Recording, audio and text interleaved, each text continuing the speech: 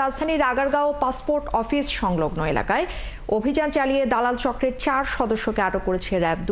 তাদের প্রত্যেককে 7 থেকে 10 দিন মেয়াদের কারাদণ্ড দেয় র্যাবের ভ্রাম্যমাণ আদালত। গোপন খবরের ভিত্তিতে সোমবার সকাল 10টায় আগারগাঁও পাসপোর্ট অফিস এলাকায় অভিযানে নামে র্যাবের এক্সিকিউটিভ ম্যাজিস্ট্রেট।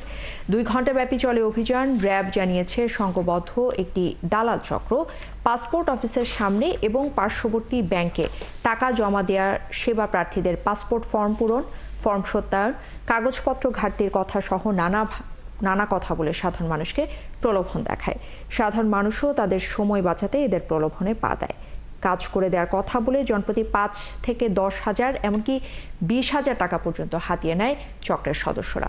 পাসপোর্টের সেবা প্রার্থীরা দালালদের কথায় রাজি না হলে তাদের নানাভাবে বিরক্ত করার অভিযোগও রয়েছে দালাল চক্রের বিরুদ্ধে।